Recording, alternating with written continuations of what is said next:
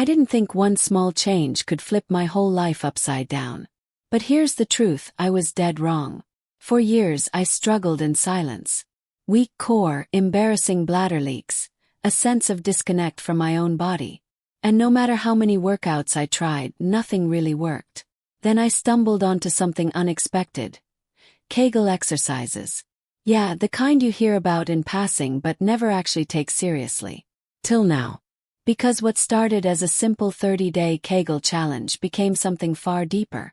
What it did to my body, my confidence, my entire mindset. I didn't see it coming. And neither will you. But here's the part nobody tells you. It's not just about your pelvic floor. It's about unlocking control, balance, and yes, even power in parts of your life that feel totally out of reach. And before you click away or think this isn't for you, hear me out. I'm going to give you exactly what you came here for. Real results.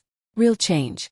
And the truth behind what happens when you commit to this for just 10 minutes a day. If you've ever felt frustrated with your progress, stuck in your body, or unsure why traditional workouts just don't seem to fix that deep internal weakness, this video is made for you. I'm not just sharing what worked. I'm revealing what nobody talks about, and what doctors rarely explain clearly. Throughout this story, you'll meet people just like you. Men and women who discovered the hard way that ignoring their core and pelvic strength was holding them back in ways they didn't even realize. You'll see what changed for me, for them, and what might change for you, if you make it to the end. And trust me, you'll want to. Because this challenge unlocks something I didn't expect. A secret that most people overlook, and that I nearly missed myself. This isn't a quick fix gimmick. This is the deeper story behind a transformation that started with one uncomfortable truth, and ended in a way that still shocks me to this day. You want to know what really happens when you do Kegels for 30 days straight? You're in the right place. But what I uncovered during that time, it's something I didn't think I'd ever share publicly. Till now. Stay with me, because just when I thought I had everything figured out, something happened that I never saw coming. You said. Started on a Tuesday. I remember because it was raining. One of those slow, stubborn rains that makes everything feel heavier. I was standing in front of the mirror after another failed attempt at finishing a full core workout I found on YouTube. It was titled 10-Minute Abs That Actually Work. But 5 minutes in, I felt more frustration than progress. My lower back ached, my hips felt locked, and deep down I knew something was off. This wasn't just about a lack of motivation or strength. I had done enough squats, lunges, planks, and crunches to know the mechanics. What I didn't understand was why it all felt disconnected, why my body wasn't responding, and why I never seemed to feel stronger where it mattered. That's when I started typing in something different. Why core workouts don't work, pelvic floor pain during exercise, weak deep core muscles, and then the one that changed everything, Kegel exercises for core strength. What I found wasn't flashy. No trending fitness influencers shouting at the camera. No insane transformation thumbnails. Just a quiet corner of the internet with a few brave souls sharing something raw, something real. I clicked on a video of a woman sitting cross-legged, speaking softly into the camera. No fancy lighting, no pumped-up soundtrack. She talked about how pelvic floor dysfunction had impacted her workouts, her confidence, and even her posture. I watched the full thing, heart thudding, because for the first time, I saw my symptoms reflected in someone else's story. The constant tension in my hips, the occasional bladder leaks I'd been too ashamed to mention to anyone, the feeling of instability during even the simplest core moves. It was all connected. The Kegel challenge she spoke about wasn't about tightening blindly or doing reps in secret. It was about waking up a part of the body that had been neglected for too long. She promised subtle but powerful shifts if done consistently for 30 days. I was skeptical, of course. We've all heard claims like that before. Lose belly fat in 5 days, tone your abs while you sleep, sculpt your core with no equipment. But something in her voice, in her story, made me pause. That night, I lay on the floor in my room, knees bent, feet flat, hands on my stomach, and I followed her guidance. Squeeze, lift, breathe. Release. The first time I tried, I barely felt anything. The second time, a slight twitch. The third time, a flicker, like a light being turned on in a room that had been dark for years. That was day 1. And I didn't tell anyone. Not because I was embarrassed, but because I needed this to be mine. No performance, no tracking app, no public accountability post. Just me, my breath, and this strange new path into a part of my body I had ignored for years. But as the days passed, things began to shift, and not just physically. I started to move differently. Walking felt more stable. My lower back didn't scream when I bent over to tie my shoes. And in yoga class, I caught myself holding a warrior pose with a steadiness that startled me. But something else was happening too. Something I didn't expect. I started to feel present, like my brain was finally syncing with my body. There's something about reconnecting with a part of yourself that's been silent for so long. It humbles you. It forces you to listen. And for the first time in forever I was listening. That's when the dreams started. Vivid, surreal dreams that left me breathless in the middle of the night. In one, I was underwater, unable to speak, but surrounded by glowing light. In another, I was running through a foggy forest, chased by something I couldn't see but could feel in my chest. Each dream left me with the same pulsing question when I woke. What else am I not facing? I began journaling again, something I hadn't done since college. I wrote about the exercises, the sensations, the slow but undeniable shifts in how I held myself. And then about the fear. The fear that maybe my body had been crying out for help for years and I was too distracted, too busy, too proud to listen. I started to think back on old injuries, moments of tension I brushed off, and even deeper, unspoken emotional blocks. Could it all be connected? There was one moment around day 12 that still sticks with me. I was lying on the floor after a Kegel session, eyes closed, when I felt a rush of emotion hit me like a wave. Not sadness exactly, but something tender, almost grief-like. Like mourning the part of myself I'd neglected. And I cried. Quietly in the dark. Not from pain, but from the overwhelming sense that I was finally coming home to myself. It was around that time that I noticed a change in how people interacted with me. Not huge, dramatic differences, but subtle shifts. More eye contact, more warmth. One coworker even said, "You seem lighter somehow. Are you doing something different?" I laughed it off, but inside I knew. Something was shifting. I started digging deeper, reading about the mind-body connection, the role of the vagus nerve, how trauma can live in the pelvis. The rabbit hole went deeper than I expected, and what started as a simple fitness challenge was quickly becoming a full body, full mind transformation. And still I kept going. Squeeze, breathe, release, every single day. But not everything was smooth. Around day 17 I hit a wall. The exercises felt flat. The dreams turned restless. One morning I woke up with a pressure in my abdomen I couldn't explain. I tried skipping a session that day and everything felt off. Like I had opened a door I couldn't close and something was waiting just beyond it. That night the dream returned. This time I was back underwater but I could move. I swam toward a light, and as I got closer, I saw a version of myself. Calm, grounded, powerful, standing just beyond a glass wall. I reached out. She didn't move. And then I woke up. I couldn't shake the image. That version of me, so complete, so centered. It felt both impossible and inevitable. Like she was real, but I hadn't earned her yet. I started seeking out others who had done similar challenges. I found a quiet online forum, tucked away from the usual noise. People were sharing their experiences with pelvic floor therapy, deep core reconnection, and even emotional breakthroughs they'd had through Kegel practice. One post caught my eye. A man in his 50s who said he had reversed years of chronic pain and anxiety through daily pelvic exercises. But his post ended with something strange. If you stick with it long enough, something opens. But be ready. What you find might not be what you expect. That sentence haunted me. What did he mean by something opens? And why did I feel like I was standing at the edge of whatever that was? Day 21 came with a surprise. I got a message from someone in the forum, a woman who said she recognized some of what I'd posted earlier.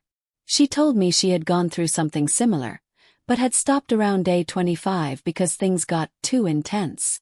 I asked what she meant. Her response was cryptic. Some doors stay closed for a reason. Just be sure you're ready to face what's behind them. It felt like a warning but also a dare. And deep down, I knew I wasn't going to stop. Not now. Not with 9 days left. Not with the version of myself from the dream still waiting on the other side. The tension kept rising, inside me, around me. Small things started going wrong.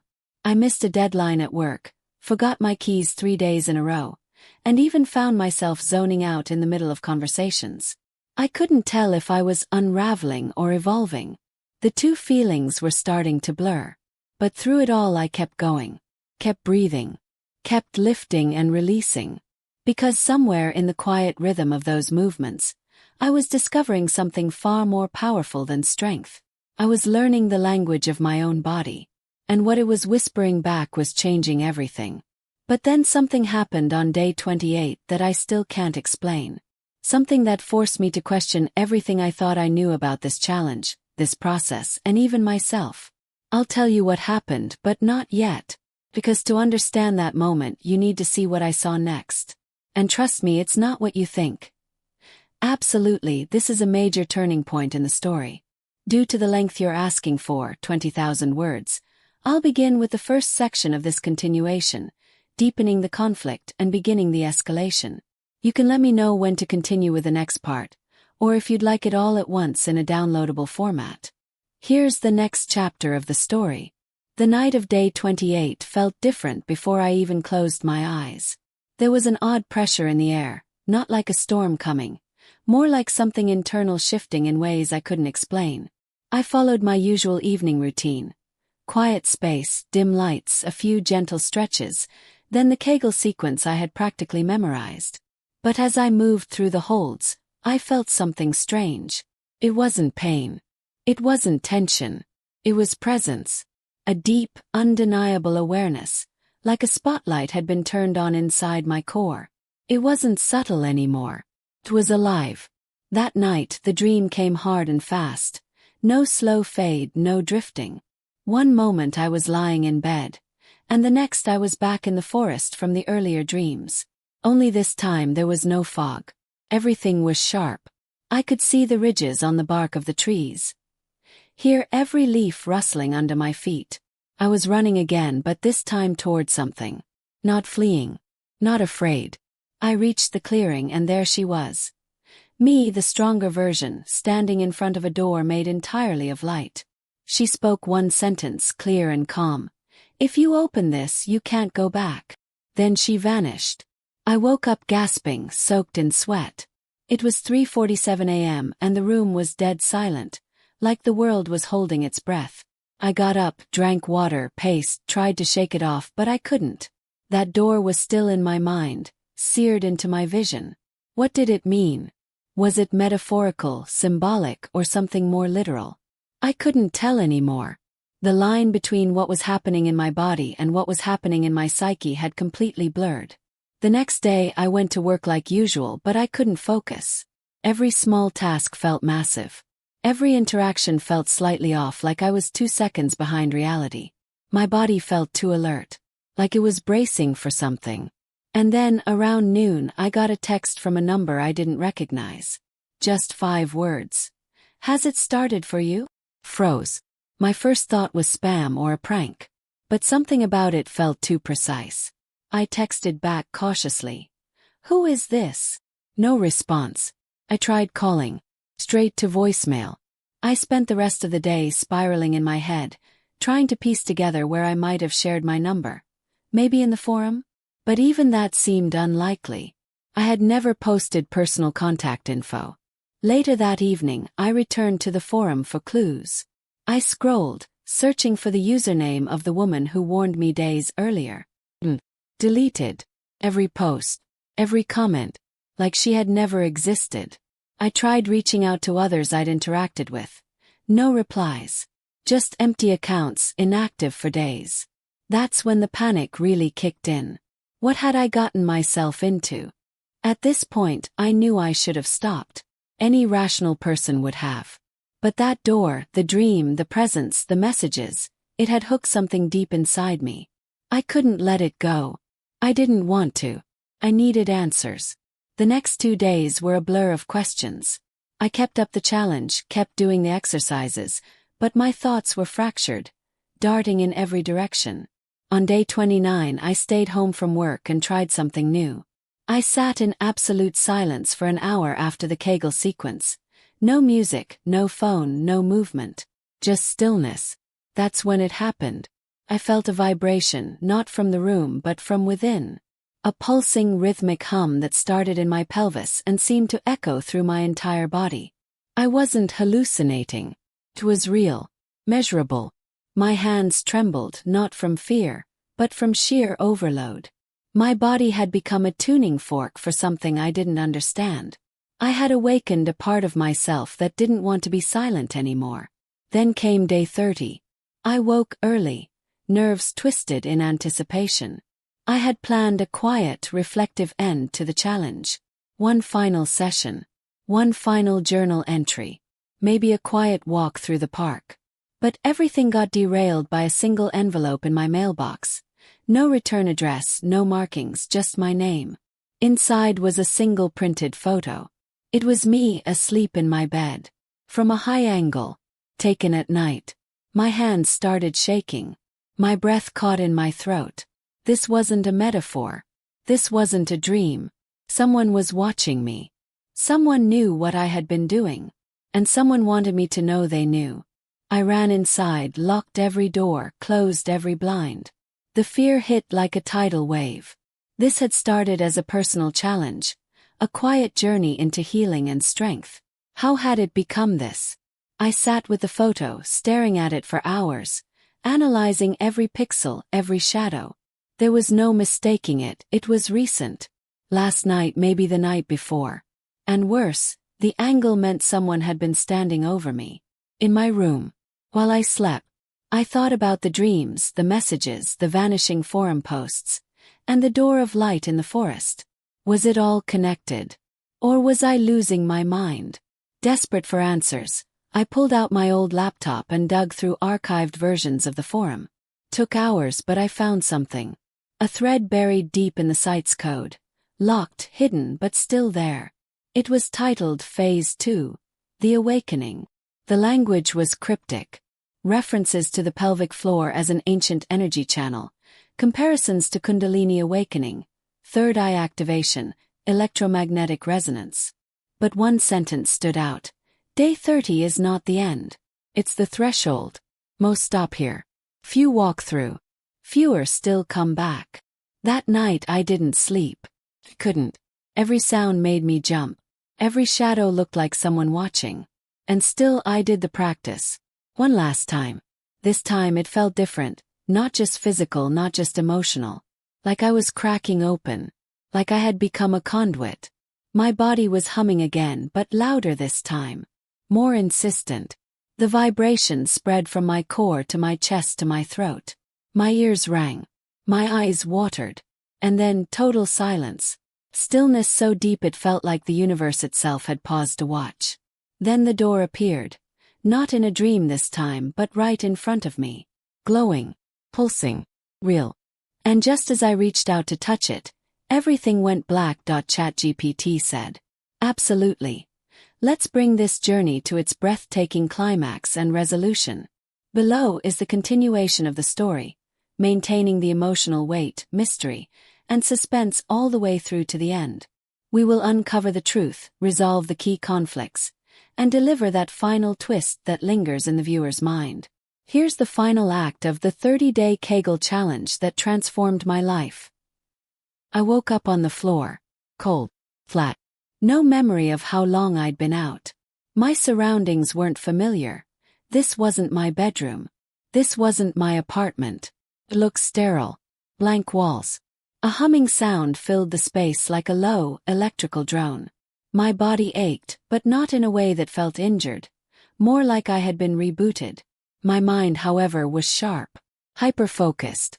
I sat up slowly, scanning the room. No doors. No windows. Only a mirror full length directly across from me. And the moment I stood, it changed. My reflection blinked, then stared back with a smirk I wasn't making. That version of me stepped forward from inside the mirror. I froze, paralyzed, while she, or it, spoke. You open the door. Few do. The voice was mine, but older. Wiser. It carried a weight I didn't recognize in myself yet. She walked closer, circling me like a teacher observing a student. You think this started with a challenge. Pelvic floor workout. But this goes far deeper than tone and strength. What you activated was ancient. Buried. Silenced for generations. You woke it up. I tried to ask a question, but my throat felt tight, choked by adrenaline and confusion. She answered anyway, like she heard me thinking. We are part of a lineage. Women, people who learn to channel their inner power not just for health but for truth. For memory. The pelvic floor isn't just about core strength. It's the vault of trauma. The gatekeeper of suppressed memory. And now, you're remembering, aren't you? And then it hit me like a tidal wave. Images, not dreams. Memories. Unspoken. Blocked for years. A childhood experience I had buried so deep I thought it never happened. A long-forgotten trauma that had lived silently in my hips, my breath, my tension.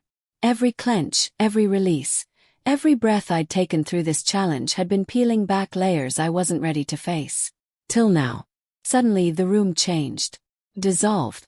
I was standing in a field, one I hadn't seen since I was 8. My childhood backyard. Tire swing. The willow tree. And behind it a man. Silhouette. Not threatening but familiar. My father. He was gone now, but here, this version of him, he turned and smiled. No words. Just understanding. I wasn't reliving trauma. I was releasing it. My knees buckled under the pressure of the moment. I cried not out of fear but relief. My body had known this pain. Held it. Guarded it. And now it was finally letting go. The light shifted again. The scene faded. I was back in the sterile room. Alone. But this time the mirror didn't show a version of me. It was me. Just me. My reflection. And I saw it clearly for the first time. Not just my face but my entire posture. My alignment. My power. Something had clicked into place. Not physically. Spiritually. Mentally. I wasn't broken. I wasn't weak. I had never been. I had just been disconnected from myself. A door appeared. This time real. Tangible. I walked through it without hesitation. The next days were surreal. My apartment was untouched. No signs of intrusion. The photo was gone. The forum. Offline, the domain expired. I tried to search for any trace of what had happened, but everything had disappeared. Like the world had closed that chapter behind me. But the changes in me were undeniable. My posture had shifted. My breath was deeper. My presence in rooms, my energy, people noticed. Strangers commented on my confidence. My coworkers assumed I'd started a new fitness program. My friends asked if I was in love. I wasn't. Not with anyone else. But for the first time in my life, I was in love with being. Still, one mystery remained. The message. That random text. Has it started for you? I never figured out who sent it. Until a week later, I received another message. This time from a different number. Phase 2 begins when you're ready. You'll know. Until then, stay rooted. Attached was a photo of a garden. Not just any garden. It was the one in my grandmother's backyard. A place I hadn't visited since she passed. There was no way anyone could have known. No way they'd have that image. I drove there that weekend. Just to be sure. The garden was overgrown but familiar. And in the middle, buried beneath the soil, I found something. Tin box. Inside were handwritten notes. Decades old. Journals. My grandmother's. Detailing her own journey. Her own 30-day practice. Only she didn't call it a challenge. She called it the return. Page after page of entries describing dreams, muscle memory, emotional release, and messages from the body she once tried to silence. I realized I hadn't just found a transformation. I had found a lineage. The final twist came a few weeks later. I had just finished teaching a small class. A few friends I'd started guiding through their own Kegel sequences, now aware of how deep this could go. One of them, a quiet woman who had barely spoken during the practice, waited until everyone left. Then she handed me a note. No envelope, just a small slip of paper. All it said was, "She sent me too. You're not alone." And neither was she. She walked away before I could ask what she meant. I never saw her again. But in that moment I didn't feel fear. Felt awe.